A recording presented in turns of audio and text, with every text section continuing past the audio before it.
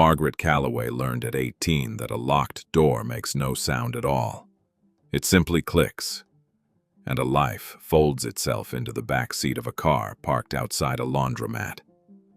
She carried 2 garbage bags of clothes and a diner apron still smelling of bacon grease, and she told herself that this was the whole of her inheritance. She was wrong. 3 years later, a letter arrived from a law office she had never heard of, in a town she could not place on a map. It spoke of a woman named Eleanor Voss, a great-aunt no one had mentioned at Christmas dinners or funerals, a name folded away like a photograph nobody wanted to explain. And it spoke of a flower shop, boarded shut for the better part of a decade, waiting at the end of a road called Elm. She drove there on a Tuesday afternoon, the pavement giving way to gravel, the gravel giving way to silence. The shop stood exactly as neglect leaves things, paint curling from the clapboard, ivy choking the porch rail. But one window, only one, had been wiped clean, and behind the glass hung curtains someone had pressed with an iron. Nobody could tell her why. Beneath that shop, under a cellar tile cracked down the center, something had waited in the dark for longer than Margaret had been alive. It was not gold. It was not a fortune stacked in bars. It was something quieter, and in its own way far heavier than money. A debt of kindness that a dead woman had been paying for 50 years without ever asking for thanks. What Margaret found beneath those tiles would not just change the balance in her bank account. It would change the shape of an entire town's memory, and it would ask of her the one thing she had never been given herself: a reason to stay. Margaret Calloway turned 18 on a Tuesday, and by Friday her stepfather had changed the locks. He did not shout. He did not explain. He set 2 garbage bags on the porch, her name written on each in black marker, and he went back inside without looking at her twice. The deadbolt clicked into place behind him, a small sound, almost polite, and Margaret stood on the steps of the only house she had ever known and understood that it was no longer hers to stand on. She picked up the bags. She did not knock. She spent that first night in the parking lot of a laundromat on Route 11, the seat of her 1998 Corolla reclined as far as it would go, a hooded sweatshirt bunched under her head for a pillow. The dryers hummed through the glass until midnight. She counted the coins in her ashtray twice, then a third time, arriving at $4.60 both times, which did not change how little it was. She did not cry. She had done that already, in the shower, 3 days earlier, when she first understood what was coming. The diner on 5th Street hired her the following week. 6 a.m. shifts, cash tips folded into a coffee can she kept under the driver's seat. The manager, a heavy-set man named Dale who smelled of bacon grease and menthol cigarettes, never asked where she slept. And she never told him. She learned to wash her hair in gas station bathrooms using bar soap from a travel case, to keep a toothbrush in the glove compartment, to fold her apron so the grease stains didn't show. 3 weeks became 3 months. 3 months became a year, and then 2. The Corolla accumulating dents and a check engine light she stopped acknowledging.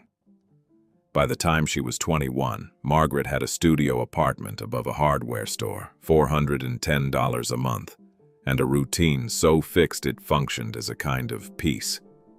She worked doubles on weekends.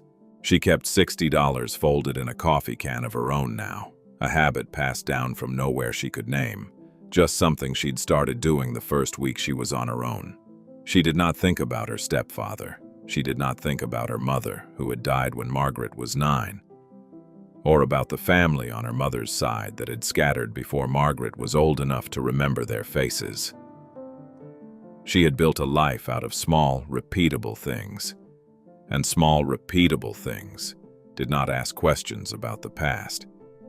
The letter came on a Thursday in October, addressed in typewritten font to Margaret Ann Calloway, care of the diner, which was the only address anyone outside her landlord seemed to have for her. The return address read a law firm in a town called Marrow Bend, a name she had never heard spoken aloud. She almost threw it away with the coupon flyers. Dale was the one who stopped her, tapping the envelope with one thick finger and saying only, "That's not junk mail, kid. Look at the stamp." She opened it in the break room, sitting on an overturned milk crate, and read it twice before the words settled. The letter was from an attorney named Harold Beeman, and it concerned the estate of one Eleanor Voss, deceased, of Marrow Bend, who had passed in the spring at the age of 83. Margaret read the name 3 times. She did not know it. She turned the page over as though an explanation might be printed on the back, but there was only Beeman's signature and a phone number, with a local exchange 3 hours from where she stood. The letter stated, in the flat language of legal correspondence, that Margaret had been named sole heir to the estate, and that certain property required her presence to settle. She called the number on her break, standing in the alley behind the diner with her apron still tied at her waist. Beeman's voice was slow and careful, the voice of a man used to delivering news that people did not expect. He explained that Eleanor Voss had been Margaret's great-aunt, her maternal grandmother's younger sister, a name that had dropped out of family conversation decades before Margaret was born. He explained that Eleanor had run a flower shop in Marrow Bend for nearly 50 years, and that the shop, along with the modest structure it occupied, now belonged to Margaret, along with whatever remained inside it. He asked if she could come by the end of the month. Margaret said she could. She did not sleep well that night, not from grief, since she felt none for a woman she had never known, but from the strange, unfamiliar sensation of being remembered by someone who had never once reached out while alive. She lay on her mattress on the floor and turned the name over in her mind. Eleanor Voss, a flower shop, 50 years in a town 3 hours away that might as well have been another country, for all she knew of it. She thought of the coffee can under her seat, the ritual of folding small bills into it, and wondered, not for the first time, where habits like that came from, and whether they could be inherited the way property could. She gave Dale 2 weeks' notice the following morning, which he accepted with a shrug, and a warning that the job would still be there if things in Marrow Bend didn't pan out. She sold the last of her furniture to the neighbor down the hall for $30, keeping only a duffel bag of clothes, a shoebox of photographs that were not really hers, and the coffee can, which she placed on the passenger seat like a companion for the drive. She filled the Corolla's tank for the first time in months, watching the numbers climb past $40 on the pump, and told herself this was simply paperwork, an errand, a place she would sign some documents and then leave. She did not yet know about the loose tile in the cellar floor, or the window someone still kept clean though its owner was dead, or the letter waiting in a rusted tin that would take the better part of an evening to read all the way through. She knew only the address Beeman had given her, a road called Elm, and a town whose name she had written on a gas station receipt so she would not forget it. She pulled out of the apartment lot a little after 7 in the morning, the sun still low and orange over the rooftops, and pointed the car east toward a town that had, without her knowledge, been keeping something of hers for a very long time. Harold Beeman's office sat above a hardware store on the main square of Marrow Bend, up a narrow staircase with a rail worn, smooth by decades of hands. The building smelled of pipe tobacco and old paper, and the sign on the frosted glass door still read, Beeman and Voss, attorneys at law, though Margaret would later learn the second name belonged to Harold's father, dead now some 30 years. She climbed the stairs a few minutes before her 10 o'clock appointment, the coffee can from the Corolla left behind on the seat, her duffel bag still in the trunk. She did not know yet how long she would be staying. Beeman turned out to be a man in his 60s with reading glasses pushed up into thinning gray hair, a cardigan buttoned wrong by one hole, and a manner so unhurried that Margaret found herself slowing her own speech to match his. He shook her hand and gestured to a chair across from a desk stacked with manila folders, each one labeled in a spidery hand. He did not begin with condolences, since he understood she had none to offer, and instead opened a folder and turned it so she could read the top page herself. Eleanor Marie Voss, born 1941, died March the 9th of natural causes in her sleep, in the apartment above the flower shop she had run since 1974.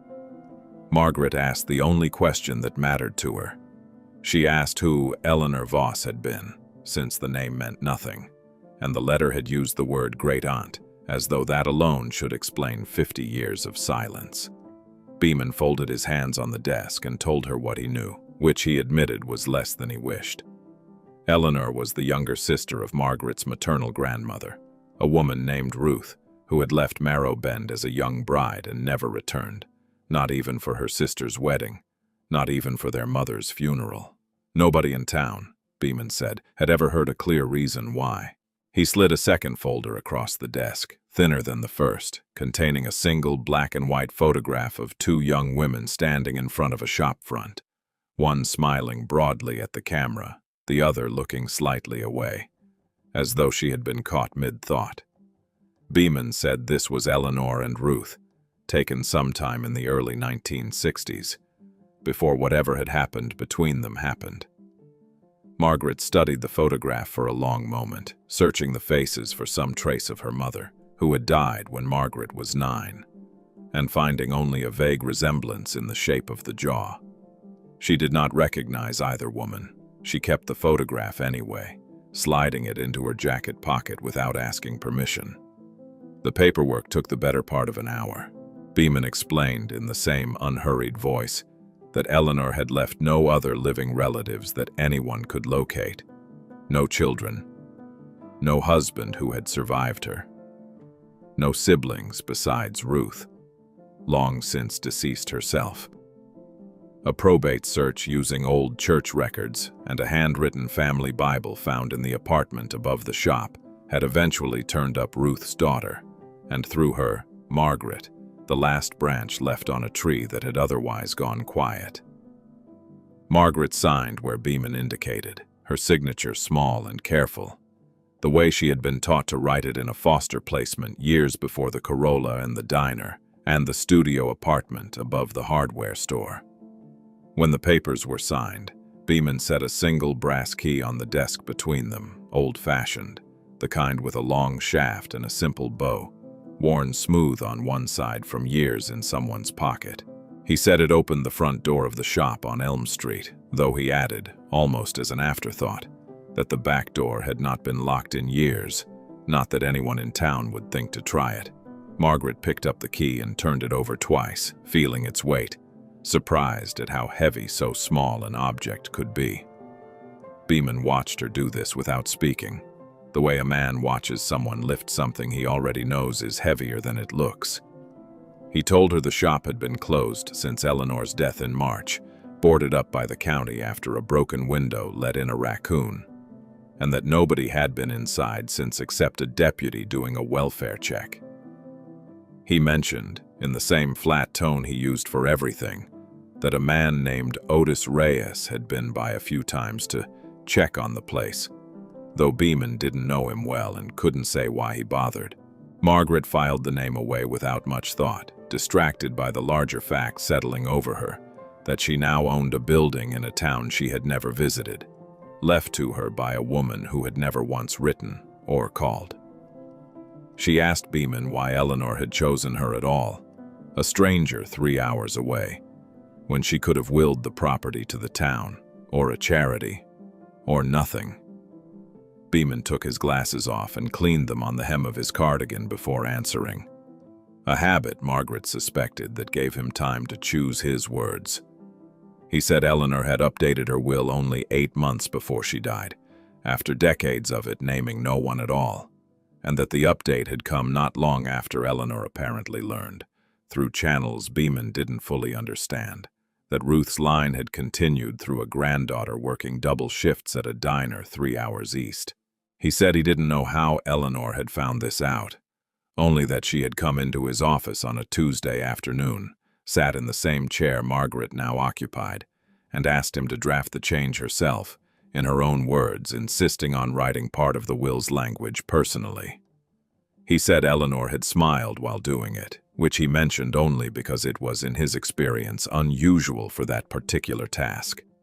Margaret left the office a little after 11 with the key in her jacket pocket alongside the photograph, a folder of paperwork under her arm, and directions to Elm Street written on a yellow legal pad in Beeman's careful hand.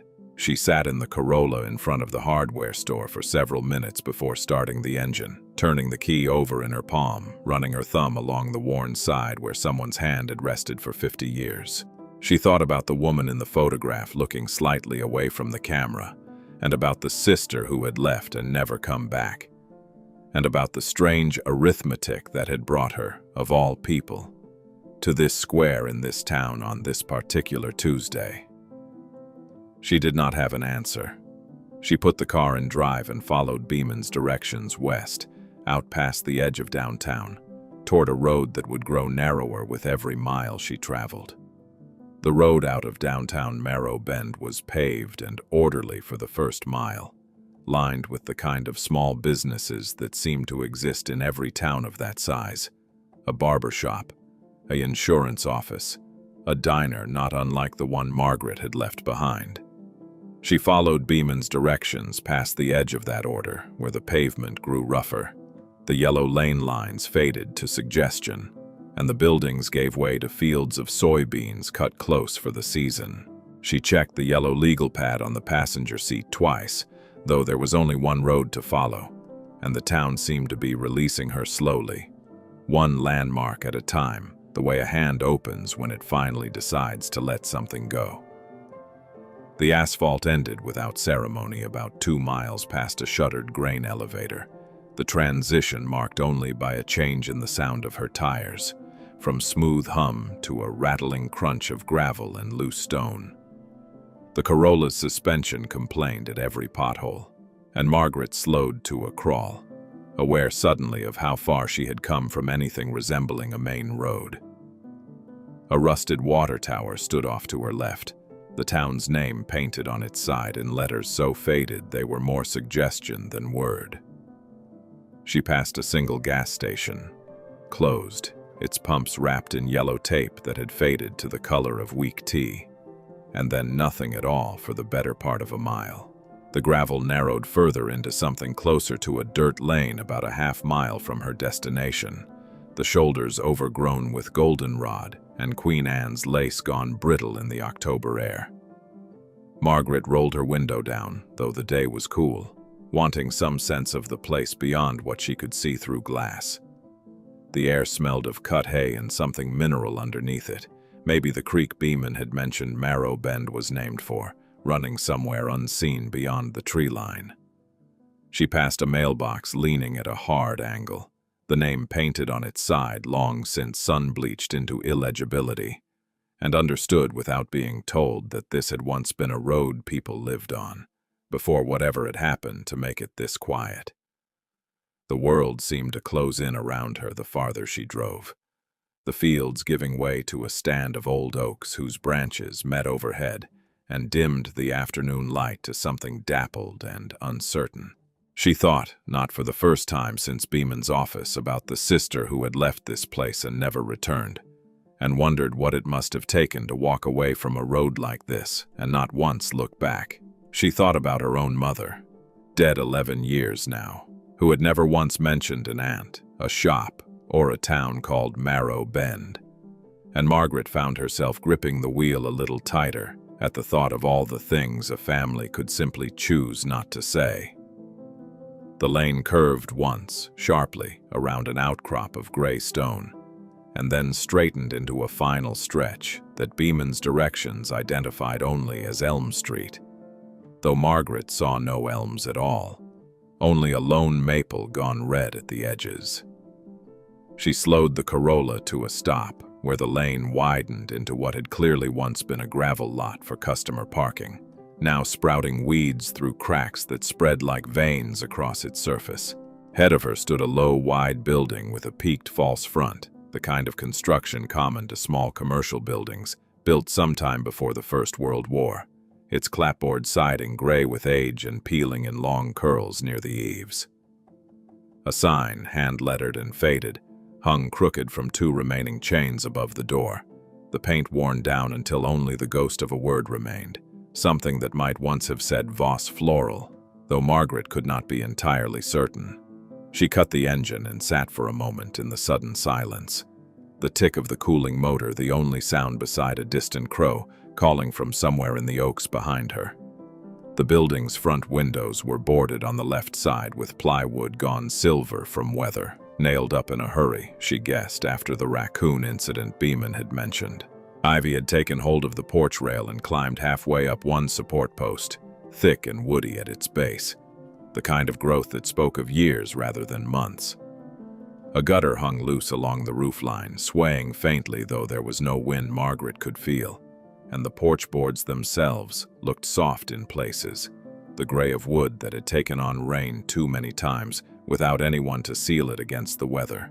It was in every visible respect a building that had been abandoned and forgotten, left to the slow, patient work of time and neglect. Margaret sat with her hands still on the wheel, unwilling for a moment to open the door.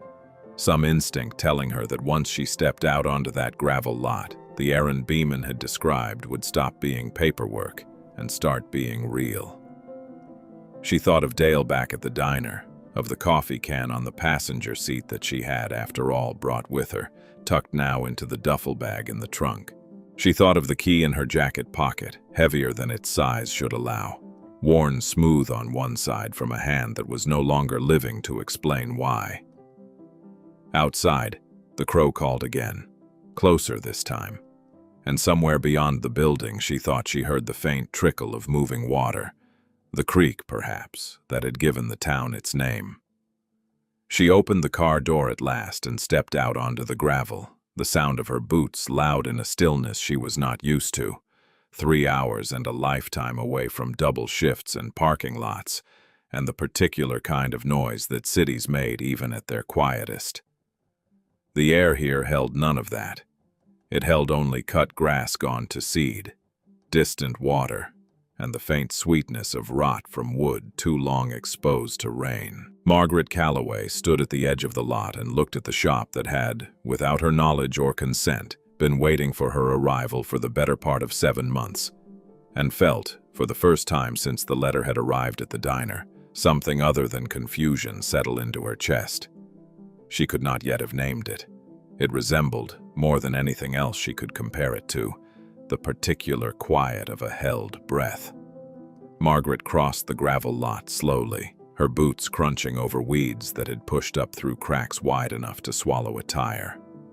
Up close, the building looked even older than it had from the car, the clapboard siding thinned by decades of sun until the grain of the wood showed through what little paint remained. She counted 4 windows across the front facade, 3 of them boarded with plywood gone the color of old nickel, gaps at the edges where raccoons or something smaller had worked the corners loose.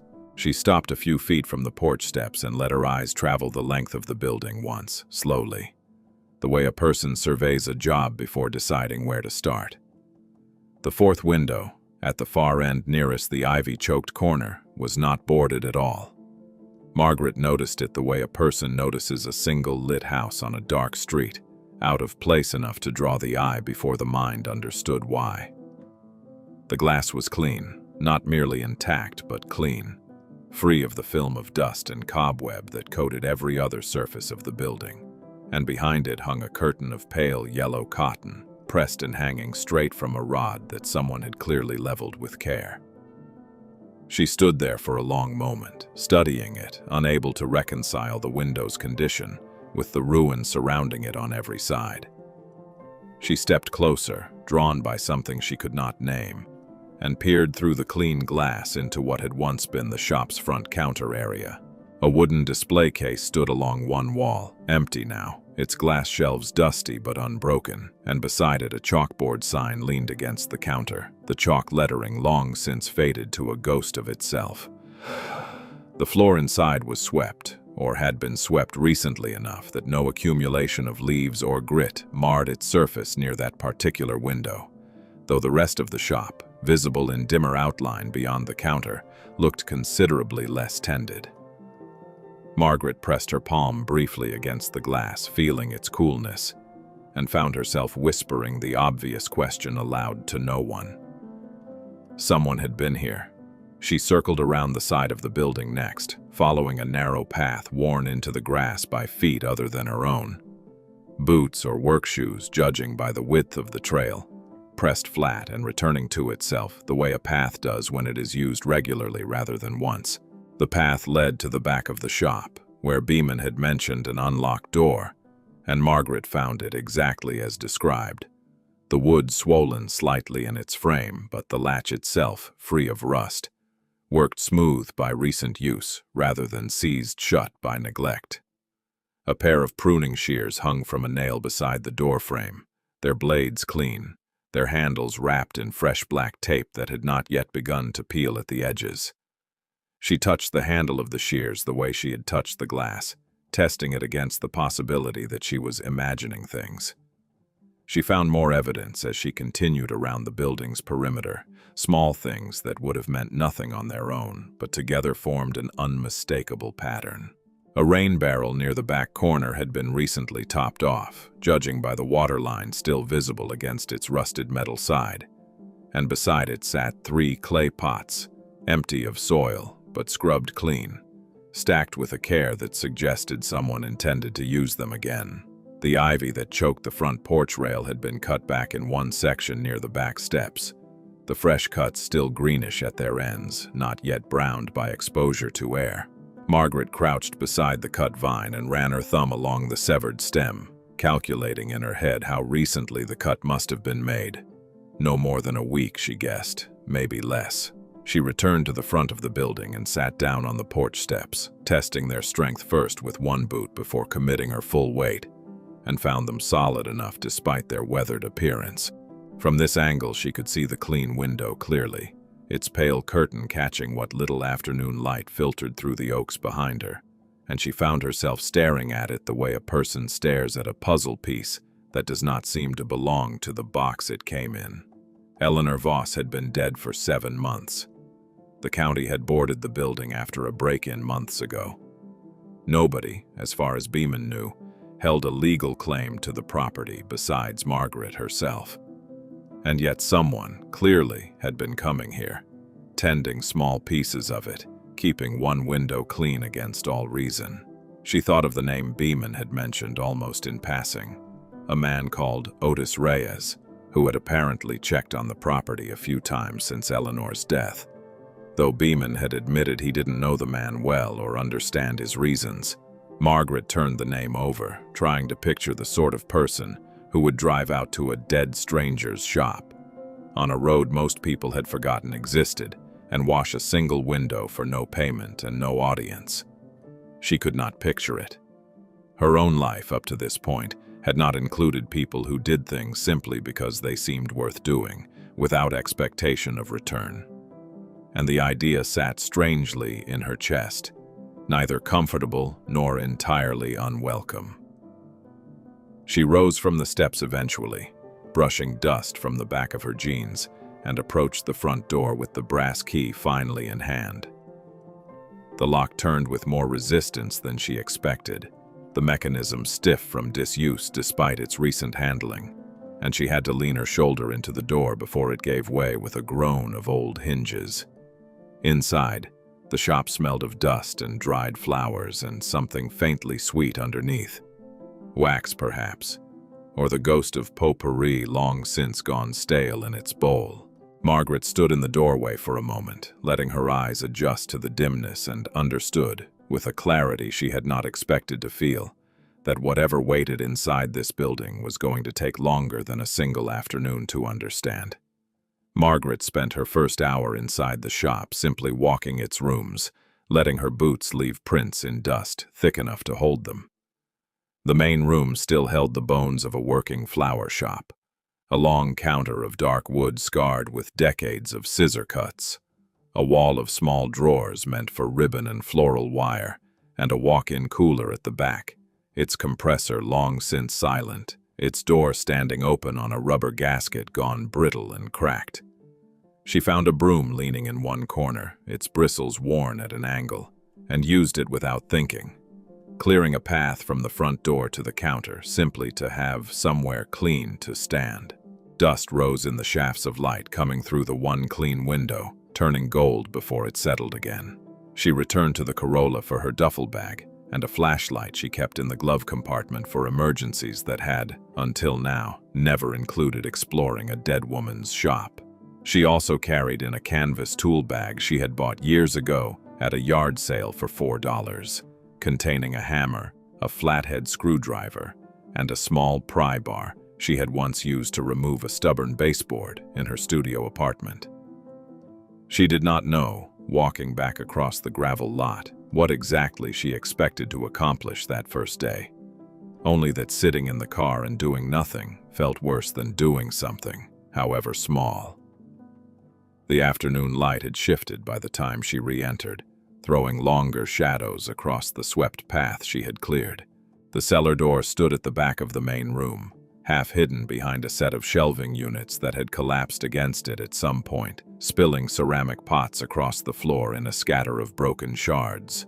Margaret spent 20 minutes clearing the debris, stacking the intact pots to one side and sweeping the broken pieces into a pile near the door before she could pull the cellar door open on hinges that shrieked in protest. A set of wooden stairs descended into darkness, thick enough that her flashlight beam seemed to simply disappear a few feet past the bottom step. She counted the stairs as she went down, an old habit from childhood, and stopped at 11, standing at last on a floor of cracked terracotta tile, cool and slightly damp beneath her boots. The cellar ran the full width of the building, low-ceilinged enough that Margaret had to duck beneath a network of exposed floor joists strung with old cobwebs gone gray with dust. Wooden shelves lined one wall, holding rows of clay pots and rusted watering cans, and a workbench occupied the far corner, its surface still scattered with the small tools of a florist's trade: wire cutters, spools of green floral tape, a rusted pair of scissors shaped for cutting stems at an angle. Margaret swept her flashlight beam slowly across the floor, and it was there, near the base of the workbench, that she noticed one tile sitting slightly proud of its neighbors, tilted at an angle no settling foundation would produce on its own. She crouched down and pressed her palm flat against it, feeling it shift beneath even light pressure. She worked the flathead screwdriver into the grout line at the tile's edge, prying gently at first, then with more force as the old mortar crumbled away in dry flakes. The tile came free after several minutes of careful work, lifting away to reveal a shallow cavity dug into the earth beneath the cellar floor, lined with what looked like a section of old roofing tin bent into a crude box. Margaret set the tile aside and reached into the cavity with 2 fingers, her heart beating harder than the effort of the work alone should have caused, and drew out a coffee can rusted at the seams but otherwise intact, its plastic lid brittle with age. She sat back on her heels and pried the lid free with her thumbnail, the plastic cracking along one edge as it gave way. Inside the can she found $34 in folded bills, a handful of loose seed packets tied together with kitchen string, their paper gone soft and yellow, and a small pocket knife with a bone handle worn smooth from years of use. Margaret held the pocket knife up to her flashlight beam, turning it over, noting the initials scratched crudely into the handle's underside, letters too worn to read clearly. She set the items out on the cellar floor in a neat row, the way a person lays out evidence they do not yet understand, and stared at them for a long moment in the beam of her flashlight. $34 was not a fortune by any measure, hardly worth burying beneath a cellar floor. And yet someone had gone to the trouble of hiding it here, sealed beneath tile and mortar, as though it mattered more than its face value suggested. She reached back into the cavity to make certain she had missed nothing, her fingers brushing against the tin box's bottom edge, and felt it give slightly beneath her touch. A give that did not belong to solid earth. She pressed harder, and the bottom of the makeshift tin box shifted, revealing itself not as a floor, but as a second panel, fitted with a small recessed latch she had not noticed in the dim light. Margaret worked her fingernails beneath the latch's edge, feeling it resist for a moment before giving way with a soft click that seemed unnaturally loud in the cellar's silence. Beneath the panel, the cavity continued downward, deeper than the first, into a space that her flashlight beam could not fully illuminate from the angle she knelt at. She sat back on her heels again, breathing harder now, and looked at the coffee can and its $34 sitting on the tile beside her, understanding suddenly that these had never been the point at all. They were a marker, a first layer, the kind of thing a person leaves behind to test whether anyone curious enough to find it would also be patient enough to look further. Margaret glanced toward the cellar stairs, toward the fading daylight still visible through the open door above, and considered, for one brief moment, simply climbing back up and calling it enough for the day. She did not climb the stairs. She turned back to the opening in the floor, lowered her flashlight into the darkness below, and began carefully to widen the hole with her bare hands. The sound of a truck engine reached the cellar before Margaret had gotten more than a few handfuls of dirt loosened from around the second panel. She froze at the noise, flashlight beam wavering against the earthen walls, and listened as the engine cut off somewhere near the front of the building, followed by the slow crunch of boots on gravel. She had not told anyone where she was going that day beyond Beeman, and Beeman did not strike her as a man who dropped by unannounced. She climbed the 11 stairs quickly, brushing dirt from her palms against her jeans, and reached the main room just as a shadow crossed the clean front window. The man on the porch was perhaps 70, broad through the shoulders in the way of someone who had spent a working life lifting things heavier than himself, dressed in a canvas jacket gone soft with age and a cap advertising a feed company that had likely stopped operating decades earlier. He carried a galvanized watering can in one hand, half full judging by the way it hung, and he did not seem surprised to find the front door standing open. He knocked twice on the frame anyway, a courtesy rather than a question, and called out a name that was not Margaret's, a name she did not recognize at all. "Eleanor," he said. "You decent." Margaret stepped into view and the man stopped short, his expression shifting through surprise into something more careful, more measured. He set the watering can down on the porch boards and removed his cap, holding it against his chest in a gesture that seemed both old-fashioned and entirely sincere. He introduced himself as Otis Reyes, said he'd known Eleanor going on 40 years, and admitted he'd been coming by every week or so since her passing, just to keep an eye on the place, since nobody else seemed inclined to. Margaret told him her name, and watched something in his face soften further at the sound of it, though she could not have said why. Otis explained, standing there on the porch with his cap still in hand, that he and Eleanor had run their businesses across town from each other for the better part of 4 decades. Him at the feed store until he'd sold it and retired 8 years back. Her here at the shop until the end. He said he used to bring her seed and fertilizer at cost, and she used to send flowers to his wife's grave every anniversary without ever once sending him a bill for it. He said this last part quietly, looking past Margaret into the dim interior of the shop. And Margaret understood that whatever debt existed between these two people had never been the kind you could settle with money. She invited him inside, mostly because she did not know what else to do with a stranger who spoke of a dead woman as though she might still answer. He walked the main room slowly, running one thick hand along the scarred counter, naming things as he passed them the way a person names old friends. "That's where she kept the ribbon spools," he said, "and that cooler there hadn't worked right since '98, but she never had the heart to replace it." Margaret followed a step behind, and when they reached the cellar door standing open at the back, Otis paused and looked at her directly for the first time since arriving. He asked in a voice gone quieter than before, whether she'd found anything down there yet. Margaret hesitated only a moment before deciding that a man who tended a stranger's window for free had earned an honest answer, and told him about the coffee can, the $34, the second panel she'd just begun to open. Otis nodded slowly at this, as though confirming something he had already suspected rather than learning it fresh, and said that Eleanor had always been a woman who buried things twice. He didn't explain what he meant by that, and Margaret didn't press him. sensing that some things were owed to Margaret directly, from Eleanor herself, rather than second-hand through a neighbor. He offered instead to help her clear the cellar properly, said he still had a good back despite his age, and a set of tools in his truck that would make the work go faster than a screwdriver and bare hands. Margaret started to protest, some old instinct telling her that help, once accepted, always came with a price attached somewhere down the line. Otis seemed to read the hesitation on her face, and he set his cap back on his head with a small, tired smile. He said he wasn't looking for payment, hadn't been paid for anything he'd done around this place since March, and didn't intend to start now over a few hours of digging. He said the only thing he'd take off her, if she insisted on offering something, was a cup of coffee, assuming the old percolator upstairs still worked, which he doubted, in which case he'd settle for the company. Margaret found herself agreeing before she'd fully decided to.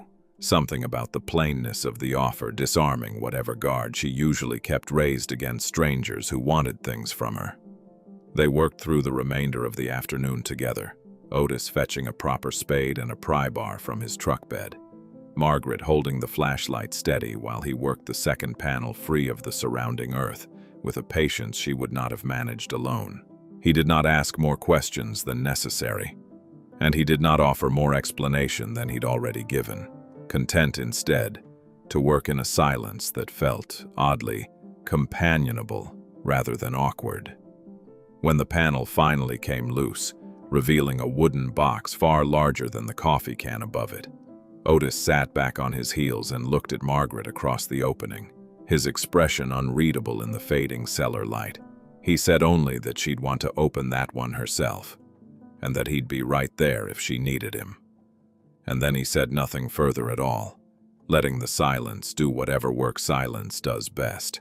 The wooden box sat half buried in the cellar floor, its lid warped but intact, bound with a strap of leather gone stiff with age. Margaret knelt over the opening while Otis held the flashlight steady from above, and she worked the leather strap loose with fingers that had gone slightly unsteady, though she could not have said whether it was cold or something else entirely. The lid came away with a groan of old hinges, and inside, wrapped in a square of oilcloth that had kept out most of the damp, she found bundles of cash bound with rubber bands gone brittle, and beneath them, a stack of paper savings bonds, yellowed at their edges. Otis let out a low breath somewhere above her, the first sound of surprise he had made all afternoon. They carried the box up into the main room and set it on the scarred counter, and Margaret counted the contents twice under the glow of a battery lantern Otis had fetched from his truck. The total came to $61,400, a sum so far outside the arithmetic of her life that she had to write it on the back of Beeman's yellow legal pad before she believed it herself. Otis whistled softly at the number and said he'd known Eleanor was careful with money, had always suspected she squirreled more away than she let on, but admitted he'd never once imagined a figure like this hiding beneath her own cellar floor.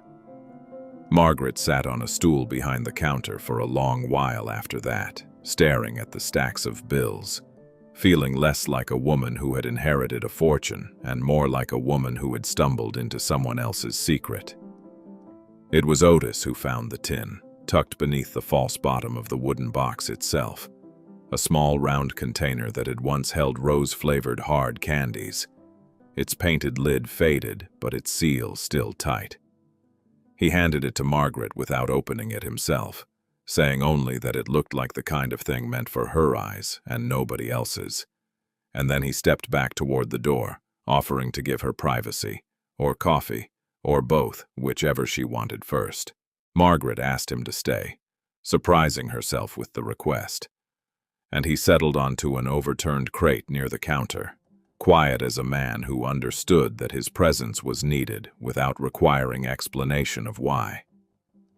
She pried the tin's lid free with her thumbnail, the same way she had opened the coffee can that morning, and found inside several folded pages covered edge to edge in a small, careful hand. Before Margaret unfolded that letter, it is worth pausing here to say that if a story like this one has settled into your evening the way it was meant to, A quiet subscribe helps this channel keep finding people who need exactly this kind of company at the end of a long day. Now back to the shop on Elm Street and the letter waiting in Margaret's hands. The letter was dated March the 3rd, 11 years before Eleanor's death, and it began without preamble, as though Eleanor had been mid-conversation with someone only she could see. "Margaret," it said, "I don't know if you will ever read this, or if you exist at all beyond the shape of a hope I've carried longer than I should admit. Your grandmother Ruth was my sister, and I loved her the way you love someone you've known since before either of you had names for anything. And I let her walk out of my life over an argument so small I can no longer remember which one of us started it. I have spent 40 years regretting that I let pride outlast love. And I did not learn until it was too late that pride never keeps a person warm at night."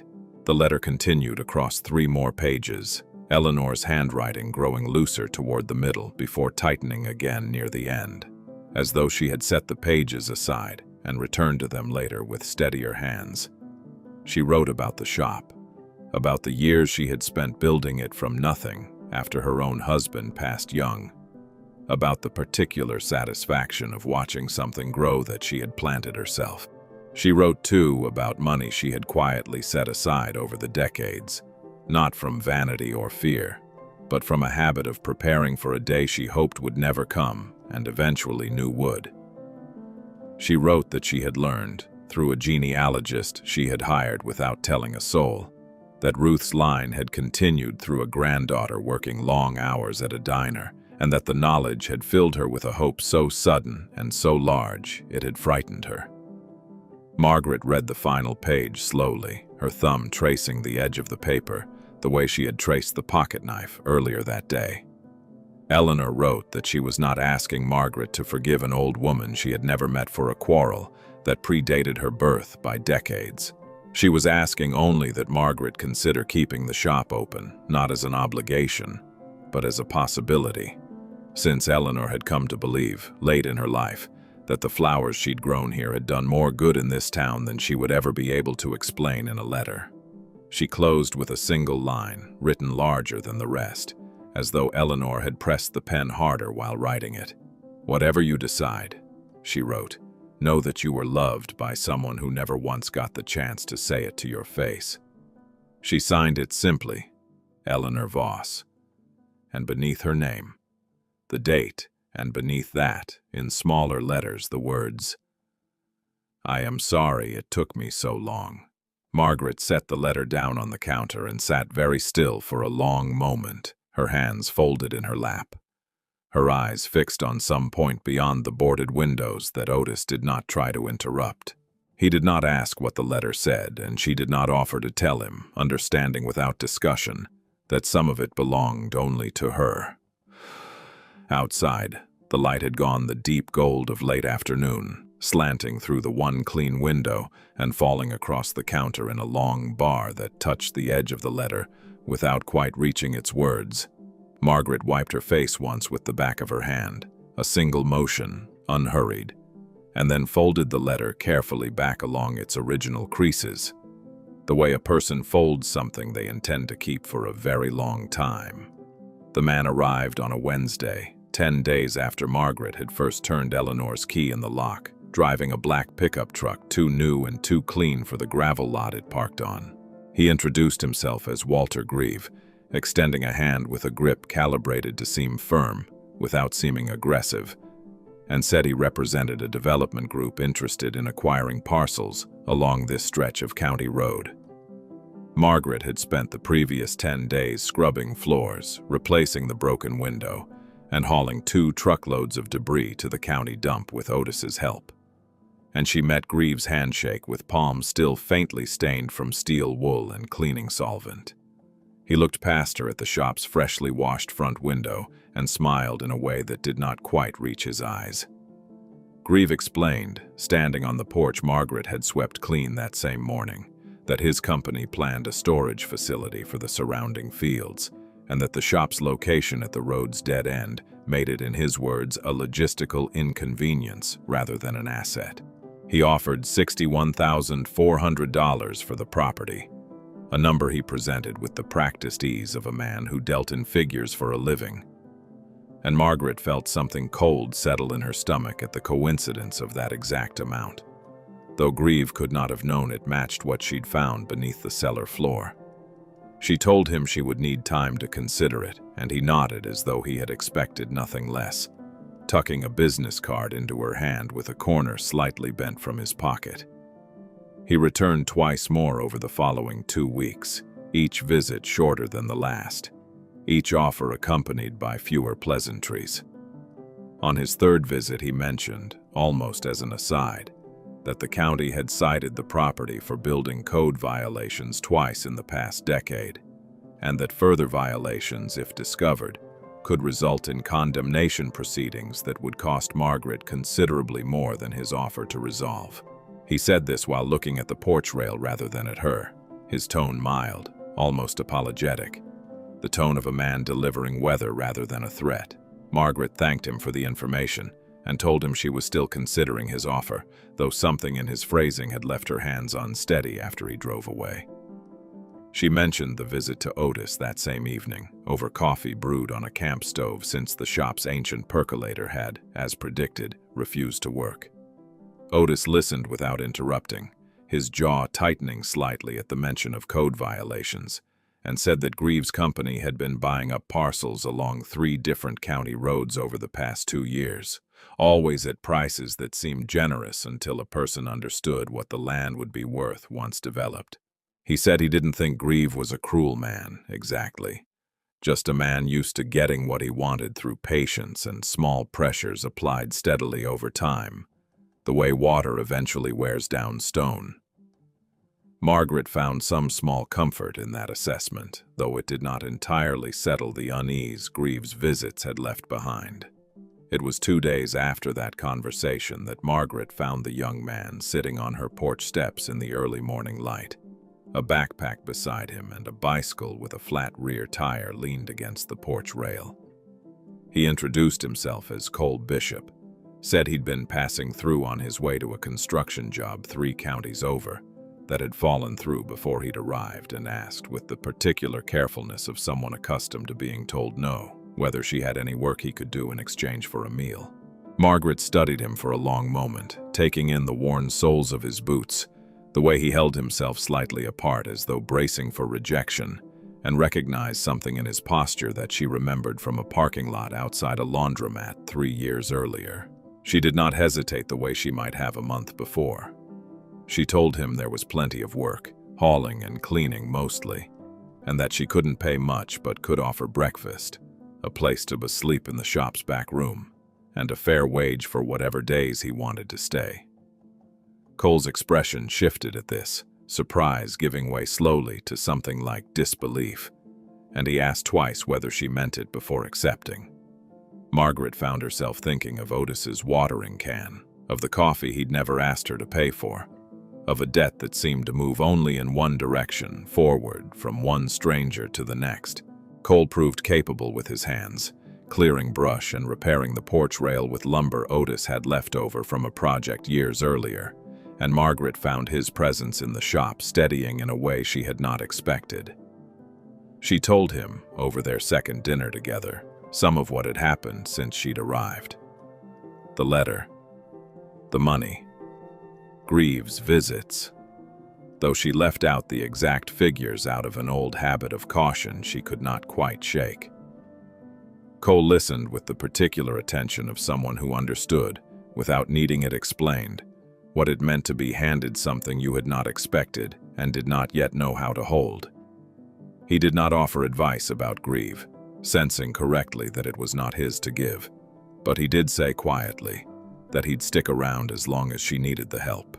Grieve's 4th visit came a week later, and this time he brought a folder of paperwork citing 3 specific code violations, including one for the very window Margaret had washed and repaired with her own hands.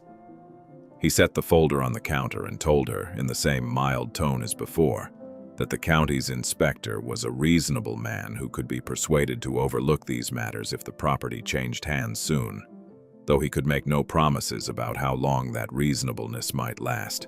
Margaret looked at the folder, then at Grieve, then passed him toward the window where Otis's watering can now sat on the sill, and told him she needed to speak with a lawyer before responding further.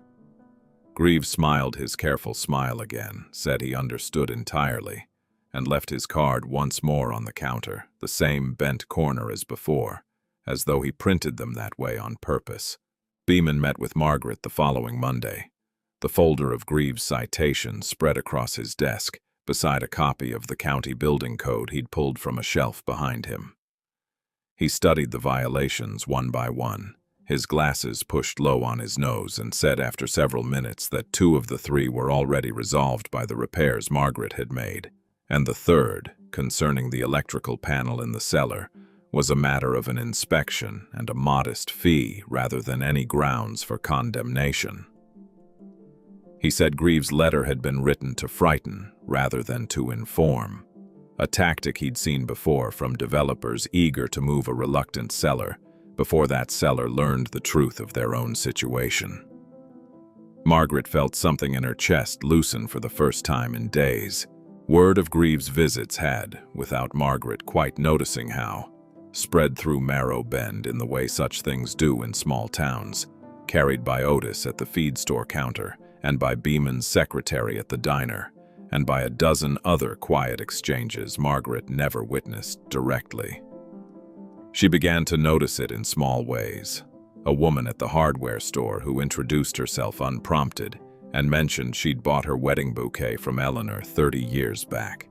A retired school teacher who stopped by the shop simply to look at the restored window and say it did her heart good to see it clean again. Each conversation added some new fragment to a portrait of Eleanor that Margaret had not possessed a month earlier, a portrait built entirely from small kindnesses nobody had thought worth mentioning until now. The fullest version of that portrait came together on a Tuesday evening, at a meeting called by Beeman at the town hall that Margaret had not organized and had barely known was happening until Otis arrived to drive her there himself. Nearly 40 people filled the small room, more than Margaret had realized the town even contained, and one by one they stood to speak, not about Greaves or his offer, but about Eleanor. A man named Frank Alvarez said Eleanor had paid off his mother's hospital bill anonymously the year his father died. A debt he'd only pieced together after his mother's own death revealed a canceled invoice with no explanation attached. A woman named Sarah Chen said Eleanor had funded her daughter's first year of community college through an unnamed scholarship the family had never been able to trace back to its source until tonight. The stories continued for the better part of an hour, small debts erased, funerals quietly covered, a church roof repaired the same month Eleanor's ledgers showed an unexplained withdrawal of exactly that amount. Beeman, standing at the front of the room with a folder of his own, confirmed what the ledgers found in Eleanor's apartment above the shop had already suggested, that she had spent nearly 5 decades funneling money through the flower shop's modest profits into a town that had never known the source of its own good fortune. Margaret sat near the back, Cole beside her and Otis on her other side, and listened to a version of her great-aunt that bore no resemblance to the distant, silent name in Beeman's original letter. She understood, sitting there, that the $61,400 beneath the cellar floor had never been the true inheritance at all. Greaves did not attend the meeting, but word of it reached him regardless, and his 5th visit to the shop, 3 days later, carried none of the careful mildness of his previous calls. He stood on the porch Cole had repaired and said, somewhat stiffly, that his company would be withdrawing its offer and pursuing other parcels along the county road instead. Citing logistical complications that had nothing to do, he insisted, with the town meeting or its contents. Margaret thanked him for his time, and Greaves studied her for a moment longer than the conversation required, something in his expression softening slightly. An acknowledgement, perhaps, that he had misjudged how thoroughly this particular corner of the county remembered its own history. He left without his usual business card, and Margaret did not see him again. The shop reopened for business the following spring, its shelves stocked again with flowers grown in a small greenhouse Otis had helped Cole construct behind the building over the winter months. Margaret kept the register at the same scarred counter Eleanor had used for decades, and she kept, too, a small unmarked account into which she deposited a portion of every month's modest profit, a habit she had adopted without ceremony or announcement, understanding it now as something closer to inheritance than the money itself had ever been. Cole stayed on as more than hired help, eventually taking charge of the greenhouse entirely, and Otis still stopped by most weeks, though now for coffee that actually worked. Brewed in a new percolator Margaret had bought specifically because the old one never would again. On an evening in early October, 1 year almost exactly from the day Margaret had first turned Eleanor's key in the lock, she sat on the porch steps as the light went gold and then gray across the gravel lot. A car she didn't recognize pulled in slowly, headlights catching the dust, the way headlights always did on that road, and a young woman climbed out, thin and uncertain, asking in a voice that shook slightly whether the shop might have any work available. Margaret looked at her for a long moment, recognizing something in the girl's posture that she remembered from a parking lot outside a laundromat, from a porch step in another town on another October evening. She did not hesitate before answering. That night, after the girl had been shown to the back room and fed a plate of the dinner Cole had made, Margaret sat alone on the porch with a cup of coffee going cold in her hands, watching the last light drain out of the sky above the oaks. The clean window glowed faintly behind her, the curtain Eleanor had once pressed still hanging straight, replaced now with one Margaret had sewn herself from the same pale yellow fabric. She thought of the letter folded in the drawer beside her bed, of Otis's watering can still resting on the sill, of a debt that had never once needed to be repaid in the direction it was given. Kindness, she had come to understand, was not a thing you owed back to the person who gave it. It was a thing you owed forward to whoever showed up next at your door, and the porch light, left burning against the dark, was the only answer that had ever mattered.